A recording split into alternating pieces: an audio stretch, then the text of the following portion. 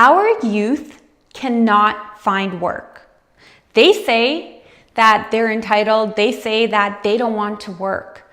But no, what's actually happening is much worse than that. Right now, all across Canada, we've got an entire generation of university and college grads staring down one of the worst job markets we've seen in decades. And nobody's coming to save them. We're talking thousands of students walking across that graduation stage and then walking straight into unemployment. Now, it's not because they didn't try.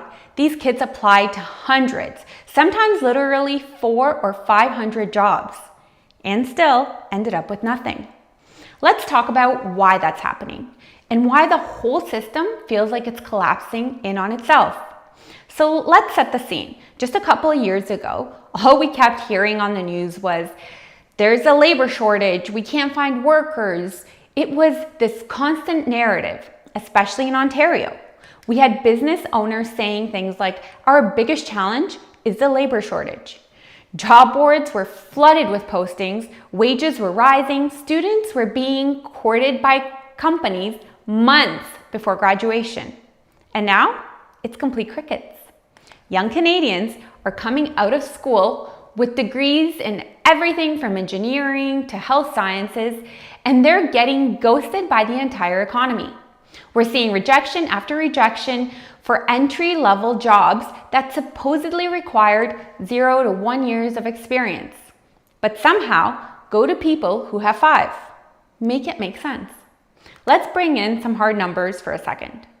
The unemployment rate for post-secondary grads under 25 in Canada is now sitting at over 11%. That's the highest it's been outside of the pandemic since the 1990s. So if you're a new grad right now, statistically, you're more likely to be unemployed than any graduating class in a whole generation. This isn't just bad luck, it's a systemic failure. And it's happening quite quickly. The demand for workers that spiked post-COVID basically vanished now. Businesses either figured out how to run with fewer employees or just stopped expanding altogether. Then came the interest rate hikes. The Bank of Canada kept rising interest rates to tackle inflation, which cooled spending, slowed growth, and spooked employers into freezing hires. The ripple effects of that is fewer job openings, less willingness to take a chance on someone new, less entry-level anything. And let's not forget about the immigration that is taking jobs from young adults. And then came some global chaos. So now we've got a collapsing job market, rising costs of living, and surprise, Donald Trump decides it's a great time to reignite a trade war. So if you're thinking, what does that have to do with Canada? Guys, if you don't mind, please smash that like button if you think young Canadians deserve better than this, and hit the subscribe button if you're into content like this. All right, so back to it. Here's the part that politicians don't talk about. When Trump slapped the tariffs on everything from steel to electronics and China retaliated, that wasn't just an America problem. That sent shockwaves through global markets. Canadian businesses, especially small and mid-sized ones, felt the squeeze. And when there's uncertainty in global trade, businesses don't grow, they freeze. They downsize, they panic, and they definitely don't take chances on hiring 22-year-olds with no Canadian experiences. Tim Lang, he runs a national youth employment agency, and he put it quite bluntly. Even if a small business planned to hire 2 people, now they're hiring 1.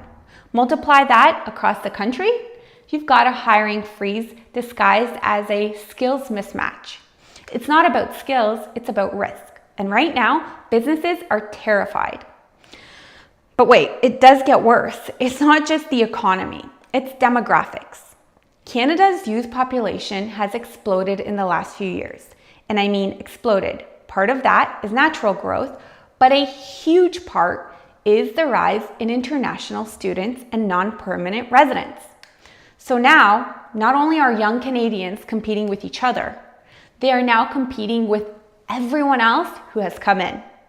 And that shouldn't be fine in a healthy economy. But when growth slows, becomes zero-sum game.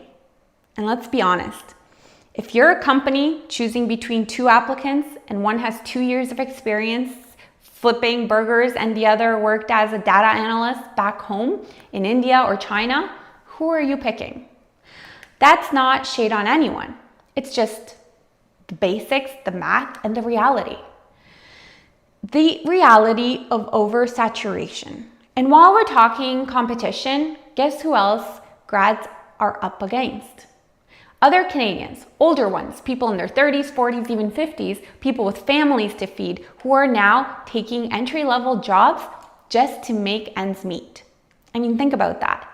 We've got overqualified workers applying for part-time cashier gigs at Shoppers just to cover groceries. That leaves our fresh grads with nothing but rejection emails and a whole lot of unpaid internships. Inflation is forcing everyone to hustle harder. And for Gen Z, there's nowhere left to go. Let's not forget about artificial intelligence, because that's a tough one to overcome. Some of the exact jobs that used to help people break into their field, summer internships, data entry, admin work, are now being done by machines, literally. One student shared that they got a phone call about an AI-powered interview. Like, what? We've got bots interviewing humans for jobs that are being replaced by bots? Welcome to 2025, folks. And sure, automation isn't new. But what's new is how fast it's creeping into sectors that used to be safe for students. Basic marketing roles, HR internships, copywriting, coding, data analysis, you name it. Even co-op students are getting outcompeted by algorithms. So let's ask real questions. Does this actually matter long term? Like, okay, maybe grads don't find jobs right away. What's the big deal? Well, here's the thing. According to Stats Canada, it's actually pretty normal if your first job out of school isn't your dream job. That's not news. But what is a problem is when that gap between graduation and meaningful employment gets longer and longer. Because the longer it takes to break into your field, the harder it gets to even catch up financially. Studies have shown that if you graduate during a downturn or recession, you're more likely to earn less over your lifetime. It's called scaring. It's like your career starts 10 steps behind and you never quite make it back. And if this economy keeps dragging, if this inflation spiral doesn't ease up, we're not talking about a little detour. We're talking about an entire generation getting priced out of the middle class. But this is the part that really matters. Grads aren't giving up. There's still optimism. There's still that little spark when you get a reply from a job posting, even if it leads nowhere. There's still that drive to try again, to keep sending resumes, to believe that the system isn't totally broken. And honestly, that hope is powerful, but it shouldn't be all they have. Because let's be clear, this isn't just about personal motivation or work ethic or finding your passion. This is about economic systems failing the people they were supposed to lift up. Young people did everything they were told to do. They studied, they volunteered, they got degrees, and now they're just stuck. They do deserve better. So where do we go from here? We need real investment in youth employment, not just slogans and photo ops. We need targeted hiring incentives, paid internships, and a serious crackdown on fake job postings and AI resume filters that ghost humans. We need to rethink immigration strategy in a way that supports growth without undercutting our own people and new grads. And we need to stop pretending that a few LinkedIn posts about grit and resilience are going to fix this. It's about time we build an economy that actually includes the young people, not one that pushes them to the sidelines the minute they walk off campus. Because honestly, if we don't, we are going to lose a whole generation.